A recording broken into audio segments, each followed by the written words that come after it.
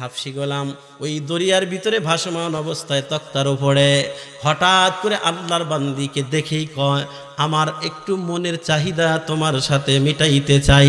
চিল্লা জোরে বলা যাবে কি নাউযুবিল্লাহ। আল্লাহর বান্দি দেখুন ডাক দেওয়ালা হাফসি গোলাম, এটা তুমি কি বলো? যেই রব একদম আল্লাহর খাস রহমত দিয়া কুদরত দিয়া আমাদেরকে তক্তার মাধ্যমে এখন পর্যন্ত বাঁচায় রাখছে, যেই জাহাজের মধ্যে কতগুলা নাবিক ছিলাম, কে কোথায় কিভাবে মারা গেল খবর নাই, সেই অবস্থায় দরিয়ার ভিতরে ভাসমান অবস্থা আল্লাহ যে আমাদেরকে এখন পর্যন্ত বাঁচায় রাখছে, ওই আল্লাহর শুকরিয়া আদায় না করে ওই আল্লাহর নাফরমানি কেমনে করতে চাও রে যুবক? তুমি কি ওই মাওলাকে ভয় করো না? ওই মাওলা বড় শুকরিয়া আদায় না করে আর নাফরমানি করতে চাও? এরে ইমানদার, এজন্যই তো আল্লাহ বলেন, ইয়া আইয়ুহাল্লাযীনা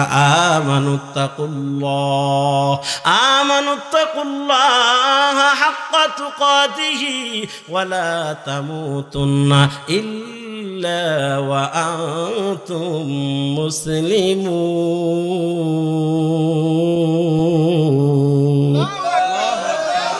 আল্লাহ বলে, ইয়া আইয়ুহাল্লাযীনা আমানুত্তাকুল্লাহ। আল্লাহ তাআলা যত মাখলুকাতকে সৃষ্টি করেছেন, তাম পৃথিবীর সকল সৃষ্টিকুলকে আল্লাহ সৃষ্টি করেছেন, অবশ্যই তার পিছনে আল্লাহর কোনো না কোনো টার্গেট আছে। কি কন? কারণ টার্গেট ছাড়া, উদ্দেশ্য ছাড়া কাজ করে দুই প্রকারের মানুষ। এক হলো মস্তিষ্কের ভারসাম্যহীন পাগল, আর এক হলো ছোট নাবালেক শিশু বাচ্চা। ওর কাজের কোনো টার্গেট নাই, কয়েকজনে মিলা পাট খড়ি দিয়ে ঘর বানাইতেছে, আবার যাওয়ার সময় লাথি দিয়ে ভেঙে চলে যাচ্ছে। তার মানে ওর কাজের কোনো টার্গেট নাই। বাকি আর সকলের কাজের কোনো না কোনো টার্গেট থাকে। আজকের মাহফিলের আয়োজক, তাদেরও একটা টার্গেট, বক্তাদেরও একটা টার্গেট, আমরা যারা শুনতে আসছি আমাদেরও একটা টার্গেট আছে। ঠিক কিনা বলে? তাহলে টার্গেট ছাড়া কেউ কোনো কাজ করে না। তো আল্লাহ তাআলা তাম মাখলুকাতকে সৃষ্টি করেছেন, এমনি এমনিই করেন নাই। আল্লাহ তাআলা তাম মাখলুকাতকে সৃষ্টি করেছেন দুই উদ্দেশ্যে। কয় উদ্দেশ্যে? রসুল বলেন, আদ-দুনিয়া খুলিকাত লাকুম ওয়া আনতুম খুলিকতুম লিল আখিরাহ। তাম পৃথিবীর সমস্ত সৃষ্টিকুলকে আল্লাহ তাআলা সৃষ্টি করেছেন দুই লক্ষ্যে। এক নাম্বার হলো প্রথম শ্রেণীর মানব এবং দানবকে আল্লাহ সৃষ্টি করেছেন। এরা শুধু এই মানব আর দানব একমাত্র শুধুমাত্র আল্লাহ পাকের গোলামি আর দাসত্ব করবে। মানব দানব ছাড়া যত মাখলুকাতকে আল্লাহ সৃষ্টি করেছেন, সমস্ত মাখলুকাত, প্রথম শ্রেণীর মাখলুকাত মানব দানবের সেবা আর গোলামি দাসত্ব করার জন্য আল্লাহ বানাইছেন। এজন্য আসমান আমাদের সেবা করে, জমিন আমাদেরকে সেবা দিচ্ছে, চন্দ্র আমাদেরকে আলো দেওয়ার মাধ্যমে সেবা দিচ্ছে, চাঁদ আমাদেরকে সেবা করছে, গৃহপালিত গবাদি পশু আমাদেরকে সেবা দিচ্ছে। দিচ্ছে না? দিচ্ছেন? এই যে আমরা বৈদ্যুতিক ভাল্ব, লাইটের আলো গ্রহণ করতেছি, এই বৈদ্যুতিক ভাল্ব জ্বালানোর কারণে মাস শেষে একটা বিলের কাগজ আসে না? আসে না? বিলের কাগজ আসে, শুধু বিলের কাগজ আসে তাই না, ওই বিলের কাগজের ভিতরে নিচে লাল অক্ষরে একটু বড় আকার দিয়ে একটা নোটিশ সহ লেখা আছে। নোটিশ কি?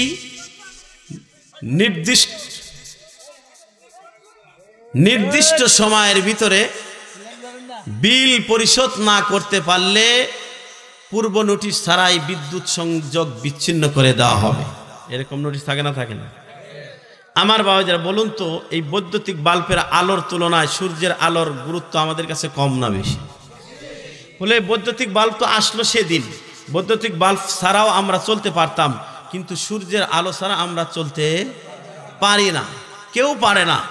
সূর্যের আলো, লাইটের আলোর তুলনায় সূর্যের আলোর গুরুত্ব বেশি, যেটা ছাড়া আমাদের লাইফই চলতে পারে না।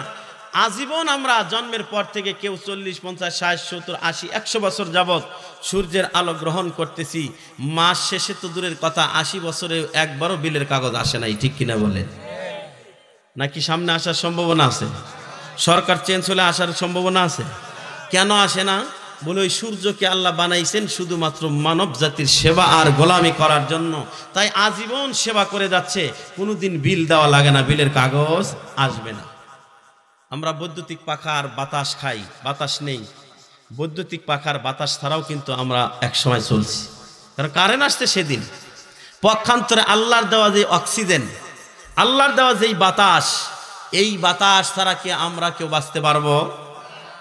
মাত্র 2 থেকে 3 মিনিটের জন্য যদি আল্লাহ তাআলা তার অক্সিজেন বন্ধ করে দেয়, ক্লোজ করে দেয়, 3 থেকে 4 মিনিট পরে তামাম দুনিয়ার নেতৃত্ব, কর্তৃত্ব, চেয়ারম্যান সব চেয়ারের জায়গায় থাকবে, ম্যান ধরাশায়ী হয়ে পড়ে যাবে।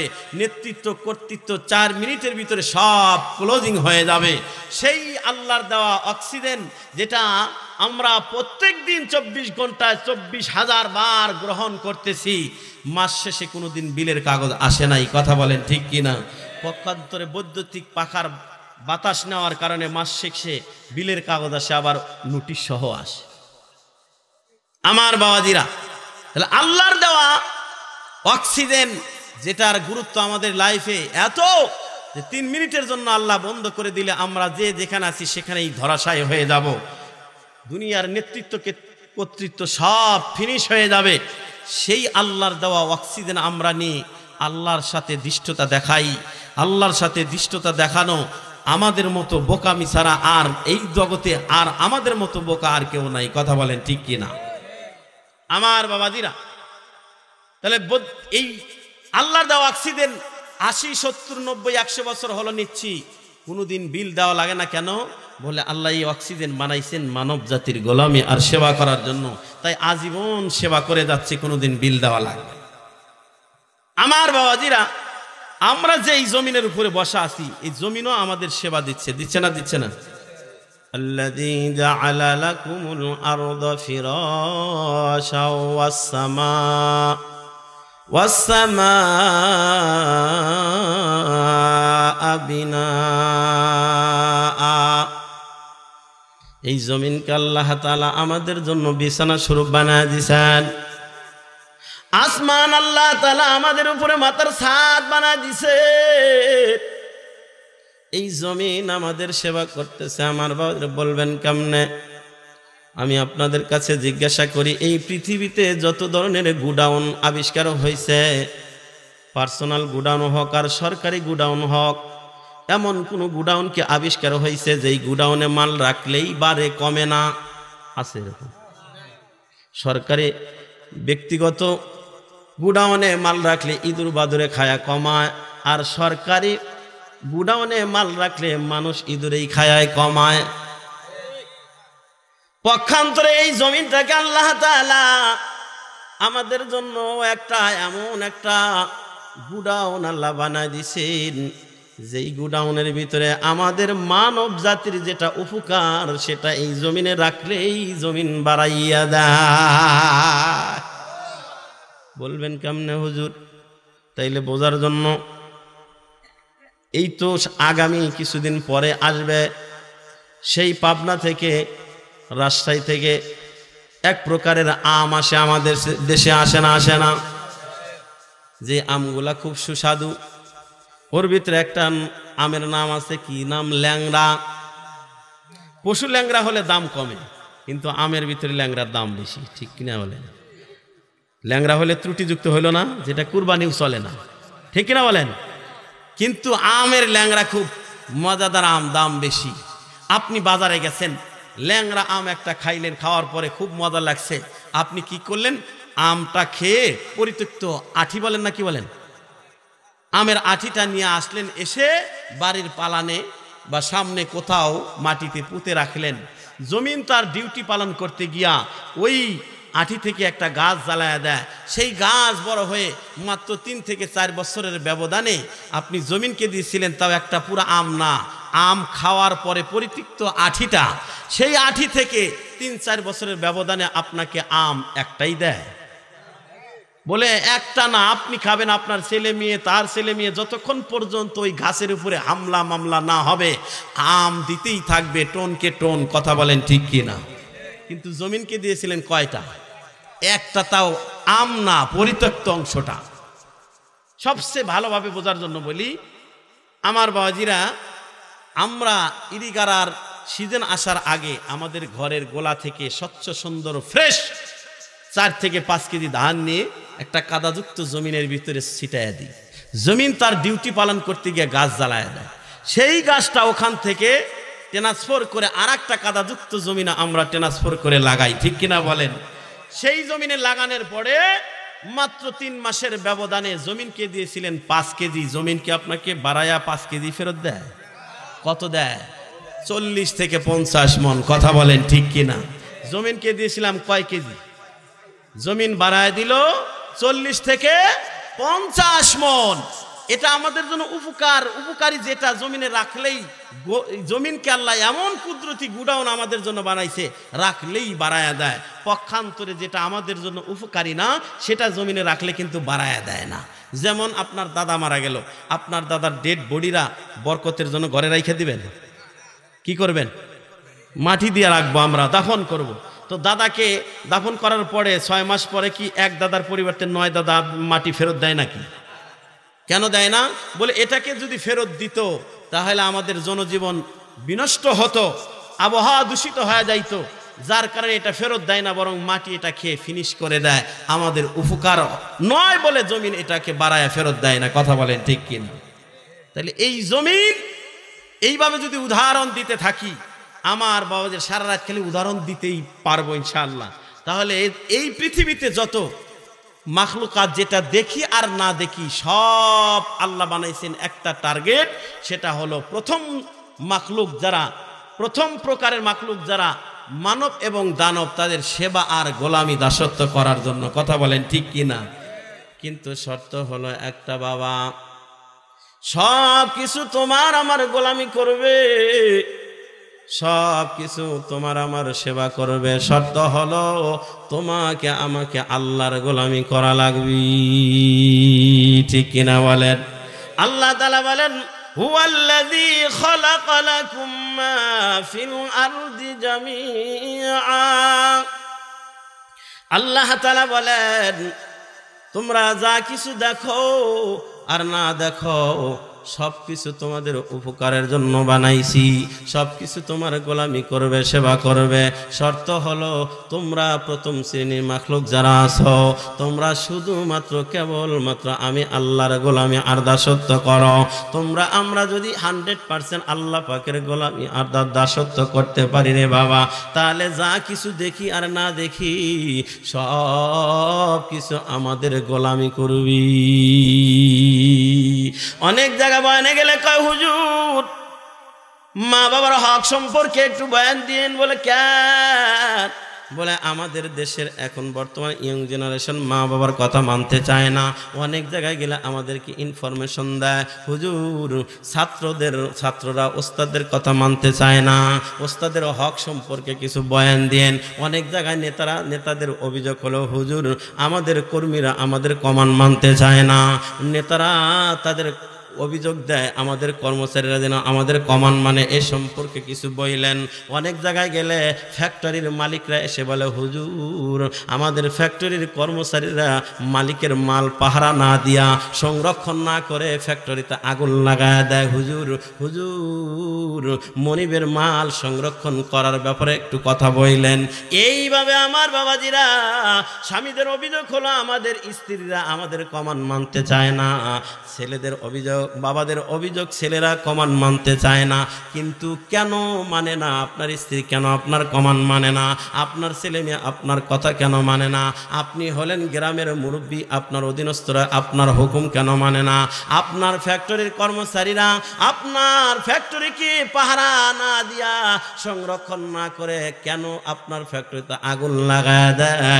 কেন লাগায় দেয়? এটা গভীরভাবে আমাদের পর্যবেক্ষণ করার সময় হয় না। গভীরভাবে পর্যবেক্ষণ করলে দেখা যায় তুমি তোমার আল্লাহ পাকের কোরআনের বিধানে আগুন লাগাইছো, তাই তোমার ফ্যাক্টরির কর্মচারীরা তোমার ফ্যাক্টরিতে আগুন লাগায় দেয়।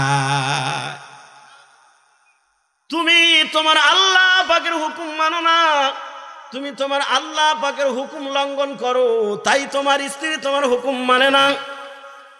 তুমি তোমার আল্লাহ পাকের গোলামি করো না, তাই তোমার অধীনস্থরা তোমার হুকুম মানে না। তুমি ও নেতা, তুমি তোমার আল্লাহ পাকের গোলামি দাসত্ব ছেড়ে দিছ, এই জন্য তোমার কর্মচারীরা তোমার হুকুম মানে না।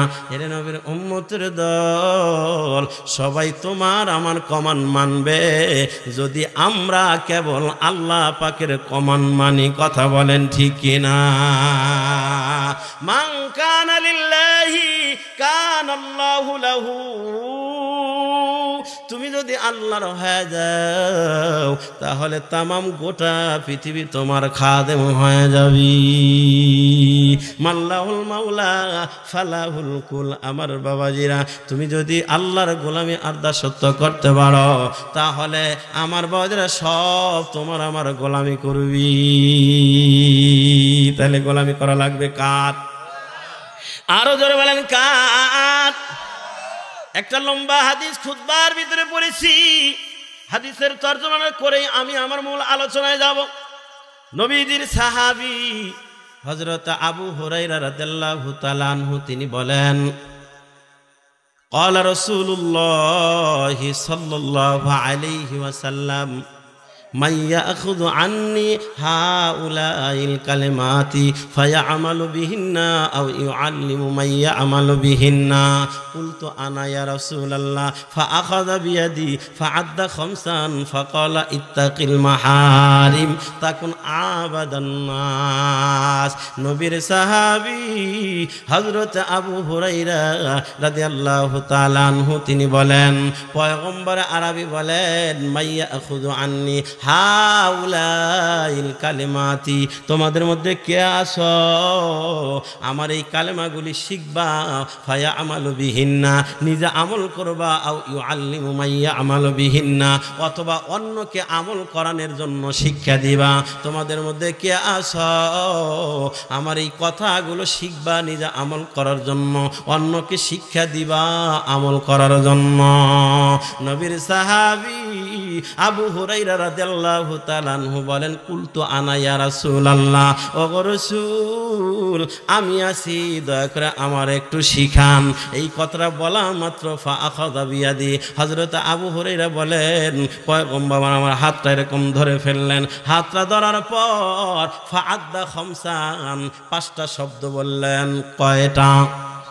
পাঁচটা বাক্য বললেন। ফাআদ্দা খামসান, পয়গম্বর বলেন ফাকালা ইত্তাকিল মাহারিম তাকুন আবাদান নাস। নবী বলেন আবু হুরায়রা এক নম্বর কথা হলো ইত্তাকিল্লাহ। পয়গম্বর বলেন আবু হুরায়রা আল্লাহর পক্ষ থেকে যা আমাদের জন্য হারাম করা হয়েছে তা থেকে পরহেজ করো, অর্থাৎ হারাম থেকে নিজে বেঁচে থাকো। এক নম্বর কি নসিহত? ইত্তাকিল মাহারিমা, আল্লাহ যা হারাম করেছে হারাম থেকে পরহেজ করো, হারাম থেকে দূরে থাকো। আমরা তো মনে করি নামাজ পড়লে নেকি হয়, কিন্তু মদ না পান করলেও যে নেকি হয় এটা আমাদের নলেজে নাই। কথা বলেন ঠিক কিনা? আমরা তো মনে করি রোজা রাখলে নেকি হয়, কিন্তু অন্যের মাল আত্মসাৎ করে না খাইলেও যে নেকি হয় এটা আমরা বুঝি না, আমাদের নলেজে নাই। এরে নবীর উম্মতের দল, দান সদকা করলে নেকি হয় এটা আমাদের সহজভাবে বোঝা আসে, কিন্তু ঘুষ সুদ না খাইলেও যে নেকি হয় এটা আমাদের জেহেনে নাই। কথা বলেন ঠিক কিনা? পয়গম্বর বলেন আবু হুরায়রা ইত্তাকিল মাহারিমা, আল্লাহ যা হারাম করেছেন ওই হারাম থেকে নিজেকে বাঁচাও, হারাম থেকে পরহেজ করো। তাকুন আবাদান নাস, তাহলে তুমি শ্রেষ্ঠ ইবাদতকারী হইবা। সুবহানাল্লাহ বলেন। এ কথা বলেন নাই 8 রাকাতের কাছে 12 রাকাত তাহাজ্জুদ পড়লে তুমি বড় আবেদ হইবা, এ কথা বলেন নাই। দান সদকা বেশি করলে তুমি আবেদ হইবা, এ কথাও বলেন নাই।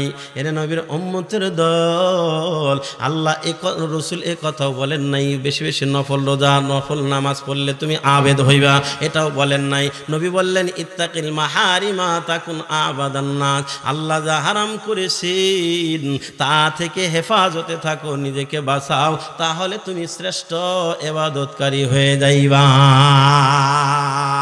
আমার বাজিরা, তাহলে সুদ খাওয়া হালাল না হারাম? সবাই একসাথে বলেন, সুদ খাওয়া হালাল না হারাম? তাহলে এই হারাম থেকে বাঁচাটাও নেকি? বলুন তো, ঘুষ খাওয়া মনে হয় হালাল না ঘুষ খাওয়াও হারাম? তাহলে এই হারাম থেকে বাঁচতে পারলেও নাকি? আমার বাবা, আমি আপনাদের কাছে জানতে চাই, এরই ক্ষেত্রে আল কেটে কেটে অন্যের ক্ষেত নিজের ভিতরে বেশি আনা, নিজের ক্ষেত্রে ওষার বানানো হালাল না হারাম? এই ব্যারাম আপনাদের এলাকা আছে নাকি? আমাদের এলাকায় আছে। এরই ক্ষেত্রে আল কাটতে কাটতে একদম পুলসেরাতের পুল বানায় ফেলায়। পুলসেরাতের পুল চেনেন? একদম চুলের চেয়েও চিকন। এরই ক্ষেত্রে আইলে যা দেখবেন, এক পাও রাখলে সোজা, দ্বিতীয় পাও রাখার আর জায়গা নাই। কথা কয় না? হাজি সাহেব 5 বার হজ করছে, 13 বার ওমরা করছে। ওর ক্ষেত্রে আইলের কাছে যা দেখেন, এক পাও রাখলে দ্বিতীয় পাও সোজা রাখার জায়গা নাই। তবে আবার সব হাজি সাহেব না, কেউ আবার রাগ করেন না, 2-1 জন এরকম থাকলেও থাকতে পারে। এরে নবীর উম্মতের দল, আবার কেউ মন খারাপ করবেন না রে বাবা। নবীজির হাদিস মনে পড়ছে, বলবো নাকি? লম্বা হলে থাকবেন না ভাগবেন? তবরক কিন্তু নিয়ে যেতে হবে, ঠিক কিনা বলেন? কারণ আপনার জন্য তো পাকানো হয়েছে, দাওয়াত করা হয়েছে। আপনি যদি তবরক না নিয়ে যান, যদি নষ্ট হয়, এজন্য কিয়ামতের ময়দানে কিন্তু জবাবদিহিতা করা লাগবে, ঠিক কিনা বলেন? এরা নবীর উম্মতের দল। তাহলে হাদিসটা শোনাই। পয়গম্বর আরবি বলেন, মান আখাযা শিবরাম মিনাল আরদি যুলমান ফাইন্নাহু ইতাওয়াকুহু ইয়াউমাল কিয়ামাতি মিন 7 আরদিন।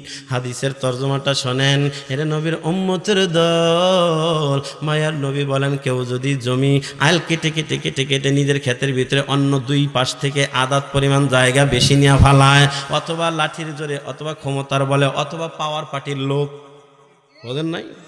পাওয়ার পার্টির লোক দেখা পাশে হলো বিরোধী দলের লোকের খ্যাত, এই জন্য যা তা মনে কইরা যদি দখল করে, মাত্র 1 বিঘত মানে আদাত পরিমাণ, 40 হাত লম্বা, পাশে হলো আদাত। নবী বলেন, মান আখাযা শিবরাম মিনাল আরদি, মাত্র আদাত পরিমাণ জায়গা, লম্বা 50 হাত বা 40 হাত ধরে নেন। নবীজি বলেন, এটা দখল করার কারণে ইতাওয়াকুহু ইয়াউমাল কিয়ামাতি মিন 7 আরদিন, এই আদাত কোষার 50 হাত লম্বা এক তবকের মাটি উঠায় এক জায়গায় করবে, এরপরে দ্বিতীয় তবকের মাটি উঠায় ওই এক জায়গায় করবে, তৃতীয় তবক, এইভাবে 7 তবক জমিনের মাটি উঠাইয়া একত্রিত করে কিয়ামতের ময়দানে ওই জমি দখলকারীর গলার ভিতরে মাটির মালা পরাইয়া দিবি। আর জোরে কর নাউযুবিল্লাহ। কিয়ামতের ময়দানে যদি আমার বাবাজিরা গলার ভিতরে মাটির মালা ঝুলাইয়া দেয়, বলুন তো এটা ভালো না খারাপ?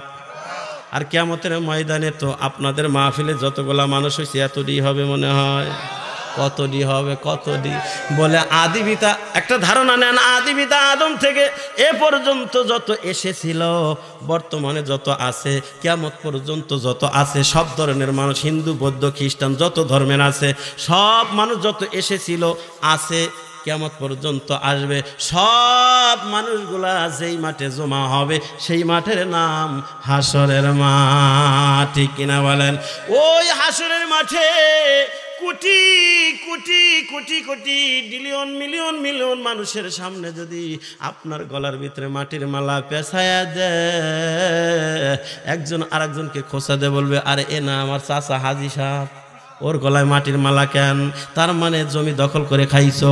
কয়, দেখো হাজি সাহেব, গলায় দিছে মাটির মালা, জমি দখল করে খাইছো, বোঝো এখন তার জ্বালা। কথা সত্য, খারাপ লাগলেও লাগতে পারে। এর নবীর উম্মতের দল, মাটির মালা দেখেই সবাই চিনে ফেলবে, আরে এই লোকটা না মাঝে মাঝে 3 দিনের নেশাবেও যাইতো, মানুষকে নামাজের দাওয়াত দিত, মাঝে মাঝে আজানও দিত, ওর গলায় কে মাটির মালা? তার মানে দেখেই মানুষ, হাসরবাসীরা বুঝবে অন্যের জমি দখল করে খাইছে। বলুন তো লজ্জা হবে কি হবে না?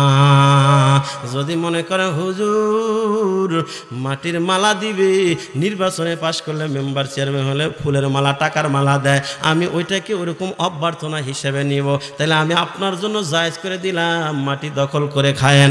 আর যদি মনে করেন না না হুজুর 7 তবকের জমিনের মাটির মালা গলায় নিয়ে আমি সহ্য করতে পারবো না, লজ্জায় মরে যাওয়া ভালো, কিন্তু ওখানে তো মরতেও পারবেন না, আত্মহত্যা করার কোনো সিস্টেমও নাই, তাইলে যদি মনে করেন ওই জায়গায় এতগুলো মানুষের সামনে আমি লজ্জিত হতে চাই না, তাইলে জমি যদি দখল করে থাকেন আগামীকালকে ফেরত দিয়ে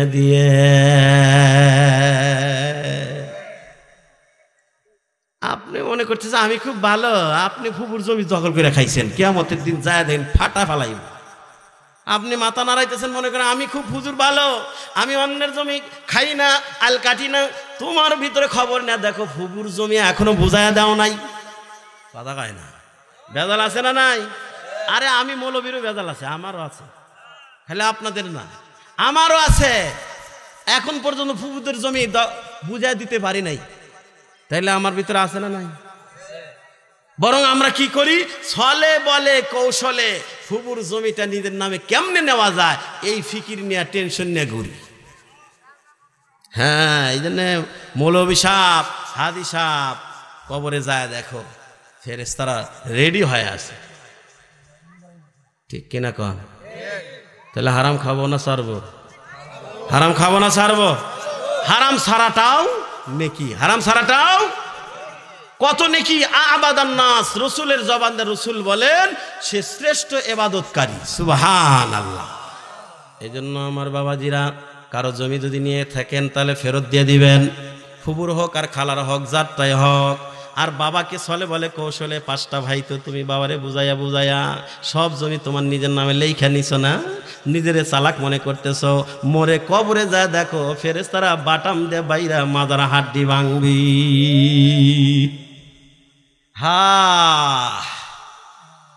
আমার বাজিরা আগামীকালকে কিন্তু শাস্ত্রালে আলোচনা হবে। আব্দুর রাজ্জাক বুয়াপুরি সাহেব আসছিল, কি বইলা গেল আমার বাবাজিরা, কেউ কেউ বলবে না ভালোই তো কইছে, কেউ কবে না, যে কব না তার কাছে তার ঝামেলা আছে, বোঝা যায় কলমের সমস্যা, ঠিক কিনা কন?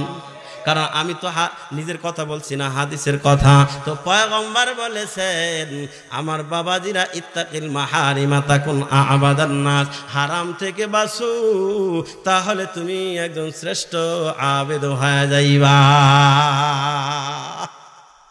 এজন্য আমার বাবাজিরা আবেদ যদি হতে চায় তাহলে হারাম থেকে নিজেকে বাঁচাতে হবে। মনে চাইবে তাড়াতাড়ি সুদ খায় বড় লোক হই, কিন্তু না বাবা না, সুদ খাওয়া যাবে না। মনে চায় বাজারে গেছেন মাছ, যমুনা নদীর মাছ দেখে পছন্দ হয়েছে কেনার জন্য, কিন্তু আপনার পকেটে টাকা হিসাব করতেছেন, কিন্তু পাশ দিয়ে একজন সুদ করে সে 3000 টাকা দিয়ে বয়েল মাছটা কিনে নিয়ে গেল। আপনার মনে চায় ওর মতো সুদ খায় আমিও তাড়াতাড়ি বড় লোক হই, বাজারের বড় মাছটা আমি কিনে খাই, কিন্তু না বাবা না, মনে চাইলেও যদি নিজেকে সবুর কইরা রাখতে পারেন যে ও খাক আমি খাবো না, আমি খাবো কিয়ামতের ময়দানে আল্লাহর সামনে জান্নাতে, এই মনে করে যদি সবুর করে আমি আপনি থাকতে পারি হারাম থেকে ফিরে, পয়গম্বর বলেছেন তাকুন আবাদান নাস, তুমি একজন শ্রেষ্ঠ আবেদ হিসেবে আল্লাহর দরবারে মনোনীত হয়ে যাইবা। এজন্য আমার বাবাজিরা তাহলে সুদ খাবো না ছাড়বো, ঘুষ খাবো না ছাড়বো, আল ঠেলাঠেলি ছাড়বো না করবো, কি আওয়াজ আসতে হইলো, ছাড়বো তো ইনশাল্লাহ।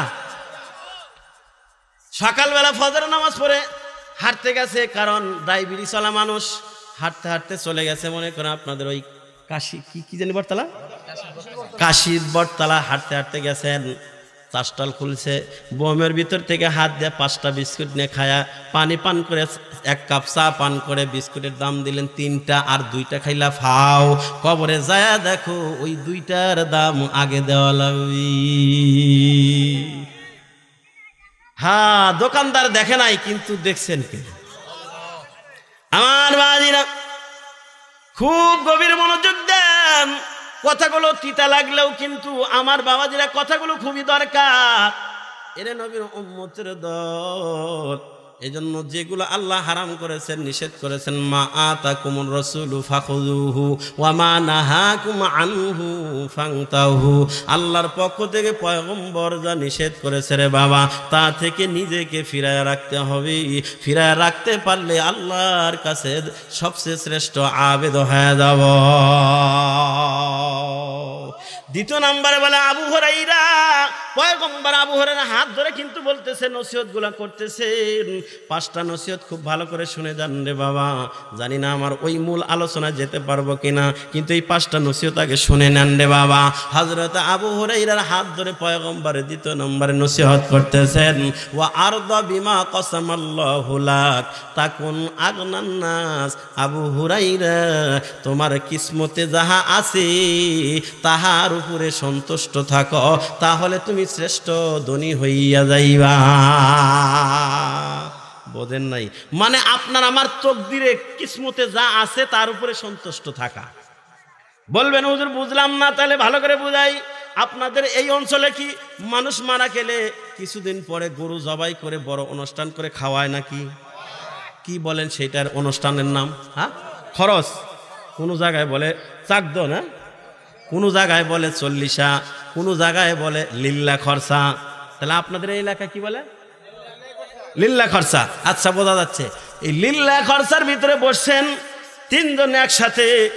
বসার পরে দেখা গেল ওর পাতে 10 পিস গোস্ত, আমার পাশে মোটামুটি 7-8টা, কিন্তু হুজুরের পাতে পড়ছে মাত্র 2 পিস, তাও বড় বড় হাড্ডি।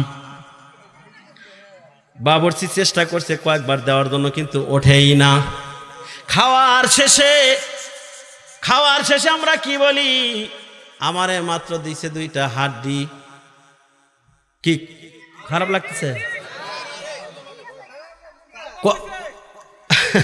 খাওয়ার পরে বলবে, আরে আমার ডান পাশে আব্দুর রাজ্জাক ভুয়াপুরি হুজুরে পাতে গোস্ত আটে না, আর আমার পাতে দিছে মাত্র 2টা। ও দুশমনি করছে মনে হয়।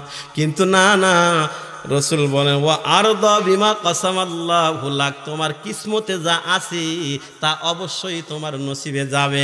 যায় নাই মানে ধরে নাও তোমার কিসমতে আল্লাহ রাখেন নাই, কিন্তু এটা আমরা মেনে নিতে পারি না। কথা বলেন ঠিক কিনা? এই একটা একটু বুঝাইলাম আর কি। এইভাবে আমার আপনার চকচিমে যা আছে এর উপরে সন্তুষ্ট থাকা। ও যদি আলহামদুলিল্লাহ বলে শুকরিয়া আদায় করতে পারতাম যে আল্লাহ আমার এতটুকুই রাখছে, এই জন্য আমি এতটুকুই পাইছি, এর চেয়ে বেশি পাবো না, এই বলে যদি শুকরিয়া আদায় করতে পারতাম, তাহলে নবী বলেন তাকুন আগনান নাস, তাহলে তুমি একজন শ্রেষ্ঠ ধনী হইবা। মানে 5টা নসিহত করছেন, নসিহতের বিপরীত আবার 5টা শব্দ। প্রথম নাম্বার নসিহত কি করছেন? হারাম থেকে বেঁচে থাকো, তাহলে শ্রেষ্ঠ আবেদ হইবা। দ্বিতীয় নম্বরের নসিহত, তোমার তকসিমে যা আছে তার উপরে সন্তুষ্ট থাকো, তাহলে শ্রেষ্ঠ ধনী হইবা। 3 নাম্বার, পয়গম্বর বলেন, ওয়া আহসিন ইলা জারিকা তাকুন মুমিনান। খুব ভালো করে বুঝবেন, আপনার আমার নবী বলেছেন, ওয়া আহসিন ইলা জারিকা, তুমি তোমার প্রতিবেশীর সাথে সুন্দর আচরণ করো। কার সাথে? প্রতিবেশীকে কষ্ট দিবা না, প্রতিবেশীর খোঁজ খবর নিবা। এমনটি যেন না হয় তুমি পেট ভরে খাও, মাঝে মাঝেই ভালো ভালো অনুষ্ঠান করে গোস্ত, রোস্ট, পোলাও, বিরিয়ানি খাও, কিন্তু প্রতিবেশী গরিব, বাবা নাই, ছেলে মেয়েরা একদম অনাথ, এতিম, কেউ কামাই করার মতো নাই, জনম দুঃখিনী মা 4-5টা বাচ্চা নিয়ে কোনো রকম দিন পাতি চালায়, ভালো কিছু খাবার দিবে তো কেমনে, ভাতটাই সামনে দিতে পারে না, এমন অবস্থা হয়, তাহলে তোমার উপরে দায়িত্ব তোমার প্রতিবেশীর খোঁজ খবর নেওয়া। নবী বলেন, লাইসাল মুমিনু বিল্লাযী ইয়াশবাউ ওয়া জারুহু জাইউন ইলা জামবিহি। খুব মজার হাদিস রে বাবা। পয়গম্বর বলেছেন, দেখেন ইসলাম কত সুন্দর আদর্শ শিখায়, ইসলাম কত সুন্দর। নবীজি বলেন লাইসাল মুমিনু বিল্লাযী ইয়াশবাউ, ওই ব্যক্তি প্রকৃত মুমিন নয় যে ব্যক্তি উদর পূর্তি করে খায়, ওয়া জারুহু জাইউন ইলা জামবিহি, অথচ তার পাশেই তার প্রতিবেশী ক্ষুধার্ত থাকে, সে ব্যক্তি প্রকৃতপক্ষে মুমিন নয়। হাদিসটা কি বুঝছেন? রাসূল বলে ওই ব্যক্তি প্রকৃত মুমিন নয় যে পেট ভরে আসুদা ভরে খায় কিন্তু অথচ তার প্রতিবেশী তার পাশেই না খেয়ে থাকে, তাহলে সে ব্যক্তি কি না? মুমিন নয়। তাহলে আপনাকে আল্লাহ সম্পদ দিছে, আপনার উপরে কর্তব্য হলো প্রতিবেশী গরিব অসহায় আছে, তাহলে আপনার খোঁজ খবর নেওয়া, তারা খেলো না না খেলো, তাদেরকে আমরা আরো কি করি বলে ওর তো লাঠির জন্য নাই, তাহলে ওর বাড়িটা কেমনে আমার মৈত্রীর দখল করা যায়। এই জন্য নবী বলেন দেখেন ইসলাম কত সুন্দর। ইসলাম কি শিখায়? তোমার প্রতিবেশী যদি বেঈমানও হয়, তুমি ধনী, তাহলে তোমার উপরে কর্তব্য হলো সে না খেয়ে থাকলে তাকে খাওয়ার ব্যবস্থা করা, এটা ইসলাম শিখায়। আর ইয়াহুদ আর নাসারাদেরকে কি শিখায়? ওদের ধর্ম বিশ্বাস ওদেরকে সন্ত্রাস বানায়, যার কারণেই তো ফিলিস্তিনে আজকে আমার মা আর বোন আর আমার ভাইদেরকে ওরা নির্বিচারে হত্যা করতেছে। কথা বলেন ঠিক কিনা? আর ইসলাম কি শিখায়? প্রতিবেশী যদি বিধর্ম হয় তাহলেও না খেয়ে থাকলে খাবারের ব্যবস্থা তোমার উপরে করা। আমার বাবাজিরা, পয়গম্বর বলেন লাইসাল মুমিনু বিল্লাযী ইয়াশবাউ, ওই ব্যক্তি প্রকৃত মুমিন নয়। লা ইলাহা ইল্লাল্লাহ, লা ইলাহা ইল্লাল্লাহ। তাহলে ইসলাম শিখায় তুমি তোমার প্রতিবেশীর সাথে সুন্দর আচরণ করো। অন্য হাদিসে রাসূল বলে লা ইয়াদখুলুল জান্নাতা মান লা ইয়ামানু জারুহু বাওয়াইকাহু, তোমার অনিষ্ট থেকে যদি প্রতিবেশী নিরাপদ না থাকে, নবী বলে তুমি জান্নাতে ঢুকতে পারবা না। কত বড় কথা, একটু গভীর মনোযোগ দিয়ে বোঝেন। নবী বলেন তোমার প্রতিবেশী যদি তোমার অনিষ্ট থেকে নিরাপদ না থাকে, তুমি আল্লাহর জান্নাতে ঢুকতে পারবা না। অথচ আমরা প্রতিবেশীদেরকে অনেকভাবে কষ্ট দেই। যেমন ধরে নেন আপনার বাড়ির টিউবওয়েলের পানিটা এমনভাবে গড়াইছেন প্রতিবেশীর রাস্তা দিয়া সে বাড়িতে হুন্ডা নিয়ে যাইতে পারে না, পিচ্ছিল খায় পড়ে যায়। অথবা আপনার বাড়ির সামনে রাস্তা সড়কের ভিতরে গরু বাইদা রাখেন, লাদা সোনায়া, মানুষ যাওয়া আসা করে, মানুষের কষ্ট হয়, প্রতিবেশী চলতে পারে না। এভাবেও যদি কষ্ট দেন, অথবা আপনার একটু পাওয়ার আছে, ক্ষমতা আছে, টাকার জোর আছে, অথবা পাওয়ার পার্টির লোক, অথবা আপনার লাঠির জোর বেশি, অথবা আপনি নিজে একজন নেতা, এই জন্য আপনার বাড়ির সীমানায় এমনভাবে গাছ লাগাইছেন প্রতিবেশীর বাড়ির ভিতরে গিয়ে সেই গাছের ছায়া পড়ছে, যার কারণে প্রতিবেশী ধানের সিজনে ধান শুকাইতে পারে না। এরকম যদি কষ্ট দেও, নবী বলেন তোমার কষ্ট থেকে যদি প্রতিবেশী নিরাপদ না থাকে, তাহলে তুমি আল্লাহর জান্নাতে ঢুকতে পারবা না। তাহলে ইসলাম কত সুন্দর। আপনার লাঠির জোর আছে তাই কি, আমার নাই এই বলে আমার উপর যাতা এটা করা যাবে না। ইসলাম শিখায় যে তার উপর আরো এহসান করো। কত সুন্দর ইসলাম আমার বাজিরা। এই জন্য তো মুসলমান ওই যে ইসরায়েলের কয়েকজন মানুষ আমার বাজা ফিলিস্তিনের সৈন্যদের হাতে বন্দী হয়েছিল, তাদেরকে নিরাপদে আবার ইসরায়েলে ফেরত দিছে। তারা সংবাদ সম্মেলন করে বলতে বাধ্য হয়েছে ফিলিস্তিনের সৈন্যরা আমাদের সাথে খারাপ আচরণ করে নাই, বরং তারা যা খাইছে আমাদেরকে তাই খাওয়াইছে। এটা ইসলাম শিখে। আর ওই শয়তানগুলো কি শিখছে? হসপিটালের উপরে বোমা মেরে ছোট ছোট বাচ্চা থেকে শুরু করে, নারী থেকে শুরু করে, রুগী থেকে শুরু করে, একদম হসপিটালে বোমা মেরে আমার একসাথে ছোট ছোট বাচ্চা সহ নারীদেরকে হত্যা করেছে ওই ইসরায়েলের সন্ত্রাস বাহিনী। কথা বলেন ঠিক কিনা? এজন্য নবীর উম্মতের দল, এজন্য নিয়ত করেন, নিয়ত রাখা লাগবে। কারণ ফিলিস্তিনের ওই বাইতুল মুকাদ্দাস এটা শুধু ওই ফিলিস্তিনের একার ব্যাপার নয়, তামাম পৃথিবীর সমস্ত মুসলমানদের ব্যাপার। কারণ যেই দিকে পয়গম্বর দীর্ঘ 16টা মাস কেবলা বানায়া নামাজ আদায় করছে, সেই মসজিদের নাম হলো বাইতুল মুকাদ্দাস। কথা বলেন ঠিক কিনা? ওই বাইতুল মুকাদ্দাস ওইটা মুসলমানদের ঘর, ওইটা ঘরটা হেফাজত করা প্রত্যেকটা মুসলমানের উপরে হক, প্রত্যেকটা মুসলমানের দায়িত্ব আমার বাবাজিরা। এজন্য ওই ঘর সংরক্ষণের জন্য যদি কোনো সময় অর্থ দেওয়ার সুযোগ আসে, অর্থ দেওয়ার জন্য তৈয়ার থাকা লাগবে। কোনো সময় যদি সুযোগ আসে ওই মসজিদ আল্লাহর ঘর বাইতুল মুকাদ্দাস রক্ষার জন্য যদি বুকের তাজা রক্ত দেওয়ার সময় আসে, সুযোগ হয়, তাহলে দেওয়ার জন্য রেডি থাকা লাগবে। প্রয়োজনে যদি সুযোগ হয় শহীদ হব, তবু বাইতুল মুকাদ্দাস আল্লাহর ঘর ইহুদিদের হাত থেকে রক্ষা করব। কথা বলেন ঠিক কিনা? নিয়ত আছে তো সবার? কারণ নবী বলছেন নিয়ত যদি না থাকে, হাদিসটা শোনেন, পয়গম্বর বলেছেন মান মাতা ওয়ালাম ইয়াগুজু ওয়ালাম ইউহাদ্দিস বিহি নাফসুহু মাতা আলা শুবাতিন মিনান নিফাক। নবীজি বলেছেন মান মাতা ওয়ালাম ইয়াগুজু, যেই ব্যক্তি মারা গেল অথচ ইসলামের জন্য যুদ্ধে অংশগ্রহণ করে নাই, অথবা ওয়ালাম ইউহাদ্দিস বিহি নাফসুহু, অথবা যুদ্ধে অংশগ্রহণ করার দেলে দেলে নিয়ত নাই, নবীজি বলেন মাতা আলা শুবাতিন মিনান নিফাক। পয়গম্বর বলেছেন তাহলে ওই ব্যক্তি মুনাফিক হইয়া মারা যাবে। নাউজুবিল্লাহ জোরে বলি। হাদিসের তরজমাটা তো বুঝছেন যে যুদ্ধে অংশগ্রহণ করে নাই, যুদ্ধে অংশগ্রহণ করার নিয়ত যদি দিলের ভিতরে না থাকে, সংকল্প না থাকে, তাহলে সে ব্যক্তি মুনাফিক হয়ে মরবে। এই জন্য নিয়ত রাখেন।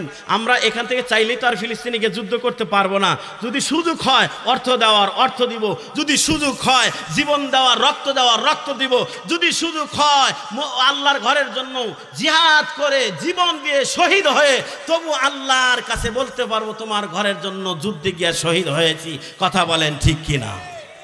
আল্লাহ আমাকে আপনাদের সবাইকে কবুল করুক, সকলে বলে আমিন। তাহলে ইসলাম কত সুন্দর। প্রতিবেশীকে কষ্ট দেওয়া যাবে না কোনোভাবেই না। এই জন্য যারা টিউবওয়েলের পানি রাস্তা দিয়ে গড়ান, সাবধান, শুনে নেন আজকে বয়ানের পরে। আপনি রাস্তা দিয়ে পানি গড়ান, মানুষে হুন্ডা নিয়ে পিচ্ছিল খায় পড়ে যায়, যে কষ্ট দিলেন। আবার হাঁটতে পারে না, গরু বাইদা রাখছেন এমনভাবে লাদা সেনা দিয়ে অবস্থা জটিল হয়ে যায়। সাবধান, সরকারি রাস্তা মানে ওইটা আপনার একা না, ওই রাস্তা দিয়ে সবাই চলবে, ওখানে কষ্ট দেওয়া যাবে না। অথবা আপনার বাড়ির পাশের পালানে এমনভাবে গরু বাঁধছেন, রাস্তায় গিয়ে লাদা সেনা যায়, মানুষ হাঁটতে পারে না, কষ্ট হয়, এটাও দেওয়া যাবে না। ইসলাম বলে প্রতিবেশী রাস্তার মানুষকে কষ্ট দেওয়া যাবে না।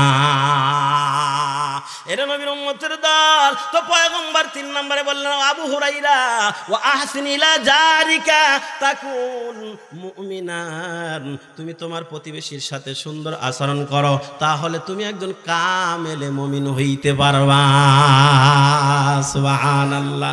4 নম্বরে নসিহত করলেন আবু হুরাইরা রে ওয়া আহাব্বা লিন-নাস মা তুহিব্বু লিনাফসিকা তাকুন মুসলিমান। নবী বলেন তোমার অপর কোনো ভাইয়ের জন্য তাহাই পছন্দ করো যাহা তুমি নিজের জন্য পছন্দ করো, অপরের জন্য তুমি তাহাই পছন্দ করো, তাহলে তুমি একজন কামেলে মুমিন মুসলমান হইতে পারবা।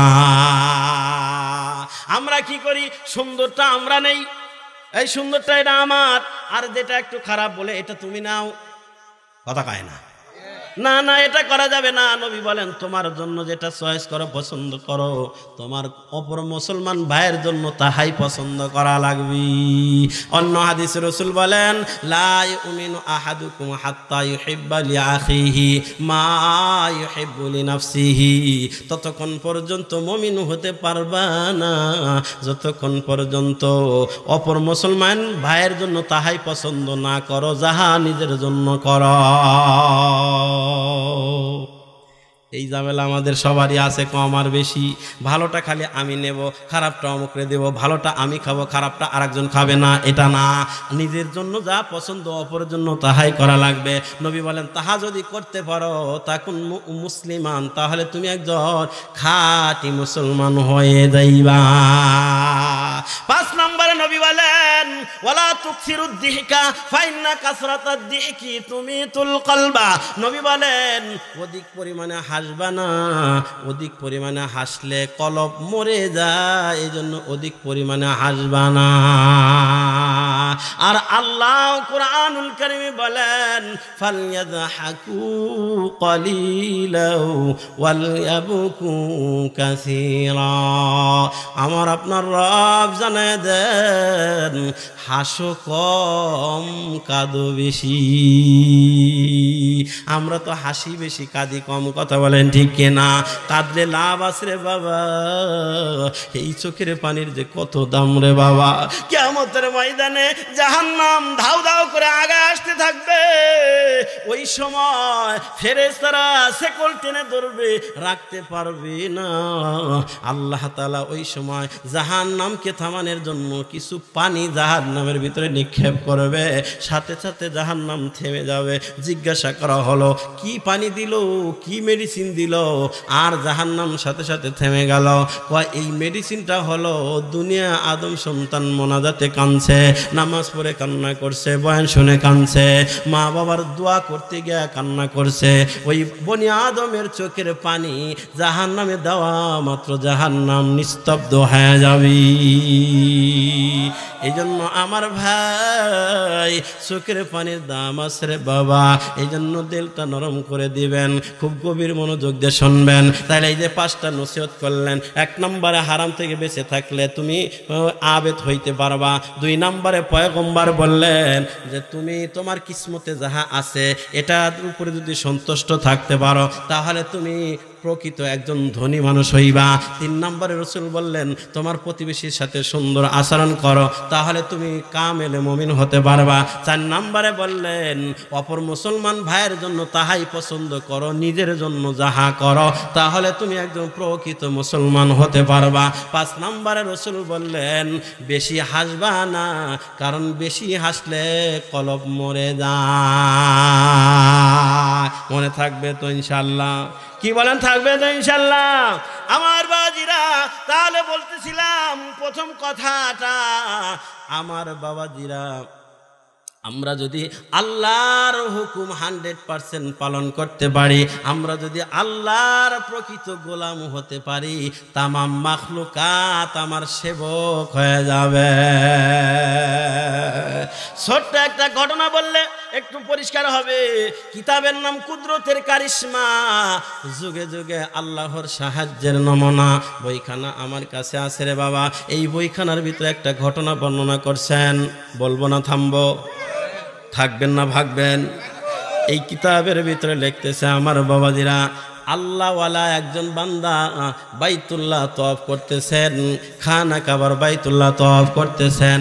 হঠাৎ ওই বাইতুল্লাহর হেরেমের পাশে একজন মহিলা একটা শিশু বাচ্চা কোলের ভিতরে নিয়া 2টা হাত আসমানের দিকে উঠাইয়া উঠাইয়া বারবার বলে আয় আল্লাহ,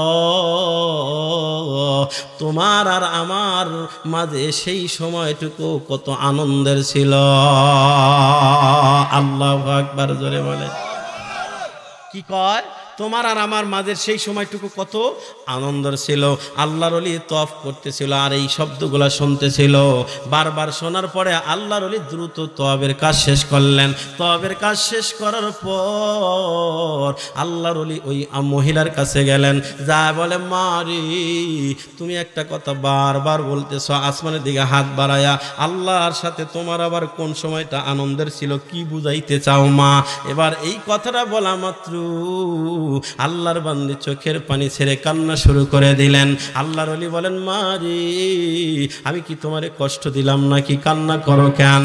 কয় না না, আপনি যেই জিনিসটা জানতে চাইলেন সে এক হৃদয় বিদারক এক ঘটনা, ওই হৃদয় বিদারক ঘটনা মনে পড়ে গেছে, এই জন্য আমার চোখ বেয়ে এমনি এমনি পানি বের হয়ে গেছি। বলে সে কি ঘটনাটা একটু যদি খুলে বলো। এবার ওই আল্লাহর বান্দি আল্লাহর বান্দা ওই আল্লাহর ওলিকে বলতেছিল আমার বাবাজিরা, তিনি বলেন ও বাবা, আমি আমার সন্তানকে নিয়ে আমি দরিয়ার ভিতরে জাহাজে করে আসতেছিলাম বাইতুল্লাহ তওয়াফের নিয়তে। ওই জাহাজের ভিতরে আরো অনেকগুলা নাবিক ছিল। হঠাৎ ওই জাহাজে করে আস্তে আস্তে আস্তে আস্তে 1 মাসের রাস্তা আসার পর হঠাৎ হঠাৎ করে একদিন ওই জাহাজ চলতেছে, হঠাৎ আকাশের ভিতরে প্রচন্ড মেঘ ধরলো। প্রচন্ড মেঘ দেখে আমাদের ওই জাহাজের নাবিক তাড়াহুড়া করে ওই জাহাজটা কিনারার দিকে নিতে চাইলো, কিন্তু নেওয়ার আগেই নিতে পারলেন না। প্রচন্ড ঝড় তুফান শুরু হয়ে গেল। ওই ঝড় তুফানের কারণে সাগরের উত্তল তরঙ্গের আঘাতে আমাদের জাহাজটা ফেটে চূর্ণ বিচূর্ণ হইয়া গেল। ফলে ওই জাহাজে যতগুলা নাবিক ছিল, কে কোথায় কিভাবে, আমার বাবাজিরা আল্লাহর বান্দি বলেন, কে কিভাবে মারা গেছে জানি না, তবে আল্লাহর বড় কুদরত। আমি যেই জায়গায় বসা ছিলাম ওই জায়গার তক্তাটা একটু বড় আকার ধারণ করে ভাঙ্গে, যার কারণে আমি আমার সন্তানকে নিয়ে ওই ভাঙ্গা তক্তার উপরে ভাসমান অবস্থায় অক্ষুণ্ণ রয়ে গেলাম। এই ক্ষমতা আল্লাহর আছে না নাই? বাঁচাতে পারে তো আল্লাহ। কুলিল্লাহুম্মা মালিকাল মুলকি তুতিল মুলকা মান তাশাউ ওয়া তানজিউল মুলকা মিম্মান তাশা ওয়া তুইজ্জু মান তাশাউ ওয়া তুযিল্লু মান তাশাউ বিয়াদিকাল খায়র ইন্নাকা আলা কুল্লি শাইইন কাদির।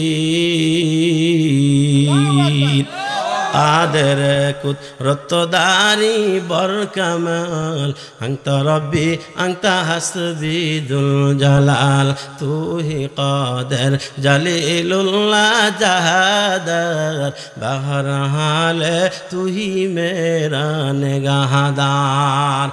আতিনা ফি দার দুনিয়া না হাসান, আতিনা ফি দার উকবা না হাসান, ইয়া গিয়াসাল মুস্তাগীসিন আহদিনা লাফতিখারা বিল উলুমি ওয়াল গিনা। আল্লাহর ক্ষমতা আছে না নাই?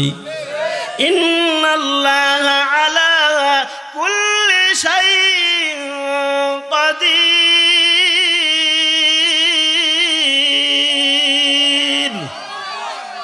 আল্লাহ তাআলা তক্তাটা বড় আকার করে ভেঙে দিয়েছেন, ফলে আমার সন্তানকে নিয়ে অক্ষুণ্ণ রয়ে গেলাম। অন্ধকার, প্রচণ্ড ঝড়ের কারণে অন্ধকার, কিচ্ছু দেখা যায় না, আশেপাশে কেউ আছে কিনা তাও দেখা যায় না। আস্তে আস্তে করে যখন ঝড় তুফানটা শেষ হয়ে গেল, আস্তে আস্তে করে যখন একটু আলো আলো হওয়া শুরু করলো, আমি তাকা দেখলাম দূরে আর একটা তক্তার উপরে একটা হাফসি গোলাম ভাসতেছে দেখা যায়। আর একটু যখন ফর্সা হয়ে গেল, এবার আমি তাকা দেখলাম আর একটা তক্তার উপরে একটা হাফসি গোলাম জীবিত আছে। যখন একদম পরিষ্কার হয়ে গেল, ওই হাফসি গোলাম তক্তার উপরে ভাসমান অবস্থায় তার দুইটা হাত দিয়ে এরকম পানির উপরে নাড়াচাড়া দিয়ে বইটা বানাইয়া আস্তে আস্তে করে ওই হাফসি গোলামের তক্তাটা আমার তক্তার সাথে লাগায় দিল। আমার তক্তার সাথে লাগানোর পর হাফসি গোলাম তার তক্তাটা ছেড়ে দিয়া আমার তক্তার উপরে এসে বসলো। আমি তাকা দেখলাম হাফসি গোলাম আমার তক্তার উপরে বসার পরে আমি তাকা দেখতেছি তার চেহারার ভিতরে কেমন যেন একটা ভাব এসে গেছে। ওই হাফসি গোলামের চেহারার ভিতরে কেমন যেন এক ধরনের যৌন লালসা ফুটে উঠছে। ওই হাফসি গোলাম কিছুক্ষণ পরে আমাকে একটা কুপ্রস্তাব দিয়ে বসলো। চিল্লা জোরে নাউজুবিল্লাহ জোরে কন। এ ভাই কথায় আছে চোরায় না শোনে ধর্মের কাহিনী। চোর নাকি শ্বশুর বাড়ি গেলেও চুরি করার ধান্দা আছে না নাই? শ্বশুর বাড়ি যাওয়ার পরে চিন্তা করে শালির মোবাইলটা খুব তো দাম নিয়ে বিক্রি করতে পারলে 5 দিন গাঁজা খাওয়া যাবে। এরে নবীর উম্মতের দল, মুরব্বীদের কাছ থেকে এই কথাগুলো শুনেছি, চোরায় না শোনে ধর্মের কাহিনী। হাফসি গোলাম ওই দরিয়ার ভিতরে ভাসমান অবস্থায় তক্তার উপরে হঠাৎ করে আল্লাহর বান্দিকে দেখেই কয়, আমার একটু মনের চাহিদা তোমার সাথে মিটাইতে চাই। চিল্লা জোরে বলা যাবে কি নাউজুবিল্লাহ। আল্লাহর বান্দি দেখুন ডাক দেওয়ালা হাফসি গোলাম, এটা তুমি কি বলো, যেই রব একদম আল্লাহর খাস রহমত দিয়া কুদরত দিয়া আমাদেরকে তক্তার মাধ্যমে এখন পর্যন্ত বাঁচায় রাখছে, যেই জাহাজের মধ্যে কতগুলা নাবিক ছিলাম, কে কোথায় কিভাবে মারা গেল খবর নাই, সেই অবস্থায় দরিয়ার ভিতরে ভাসমান অবস্থায় আল্লাহ যে আমাদেরকে এখন পর্যন্ত বাঁচায় রাখছে, ওই আল্লাহর শুকরিয়া আদায় না করে ওই আল্লাহর নাফরমানি কেমনে করতে চাও রে যুবক? তুমি কি ওই মাওলাকে ভয় করো না? ওই মাওলা বর শুকরিয়া আদায় না করে আর নাফরমানি করতে চাও? এরে ঈমানদার, এজন্যই তো আল্লাহ বলেন, ইয়া আইয়ুহাল্লাযীনা আমানুত্তাকুল্লাহ হাক্কা তুকাতিহি ওয়া লা তামুতুন্না ইল্লা ওয়া আনতুম মুসলিমুন।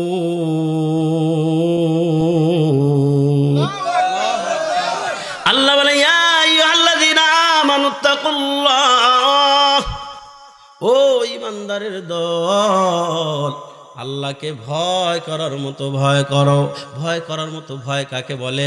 বলে যেই ভয় সিনা থাকলে একটা লোক টিভিতে সিনেমা দেখতে পারে না, যেই ভয় সিনা থাকলে আল কেটে নিজের ক্ষেত ওষার বানাতে পারে না, যেই ভয় সিনার ভিতরে থাকলে বেগুনের ছিদ্রের ভিতরে মাটি দিয়ে ছিদ্র বন্ধ করে কাস্টমারকে ফাঁকি দিতে পারে না, যেই ভয় সিনার ভিতরে থাকলে উপরে সরিষা ভালো নিচে ভালো মাঝখানে ভুসি দিয়া হাজি সাহেব বাজারে গিয়া ওই সরিষা বিক্রি করে ওই কাস্টমার ব্যাপারীকে ফাঁকি দিতে পারে না, যেই ভয় সিনার ভিতরে থাকলে টাকা সেরা টাকাটা ভাস করে দোকানদারকে ফাঁকি দিতে পারে না, যেই ভয় সিনার ভিতরে থাকলে যেই টাকাটা মানুষের কাছে চালাইতে পারে না, ওই টাকাটা মসজিদের দান বক্সে ছাড়তে পারবে না। আছে না নাই? যেই টাকা কোথাও না চলে চালাইতে পারে না, ওটা মসজিদের দান বাক্সে দেয়।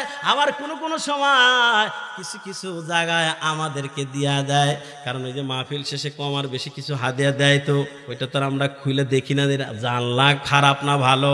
দেখা যায় আমি নিজেই এটা ভুক্তভোগী, আমি নিজেই বাসায় গিয়ে দেখি 1000 টাকার নোট একদম মাঝখান দিয়ে বরাবর সেরা টেপ দিয়ে লাগানো। এখন দোকানে নিয়ে গেছি, কয় হুজুর এটা আমরা চালাইতে পারবো না, এ কাজ কইরেন না।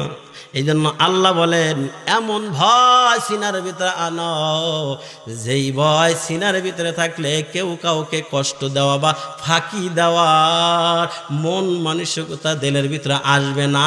এইরকম ভয় সিনার ভিতরে আনা লাগবে, কারণ কেউ যদি না দেখে, দেখেন কে? আর একটু জোরে বলেন, দেখেন কে? আপনি ঘরের ভিতরে একা, কেউ দেখে না, কিন্তু সেখানেও দেখেন কে? এর নবীর উম্মতের দল। ওই আল্লাহর বান্দি যুবককে বুঝাইতে চায়, সংক্ষিপ্ত বলবো রে বাবা, যুবক তখন আল্লাহর বান্দিকে ডাক দেখ, দেখ যত কিছুই বলো না কেন, আজকে আমার হাত থেকে তোমারে কেউ বাঁচাইতে পারবে না। চিল্লা জোরে বলা যাবে কি নাউযু বিল্লাহ? বলুন তো, কেউ ওর হাত থেকে বাঁচানোওয়ালা আছে না নাই? আল্লাহ পারবে কি পারবে না? কিন্তু ওই হাবশী গোলাম বলে, আমার হাত থেকে তোমারে কেউ বাঁচাতে পারবে না।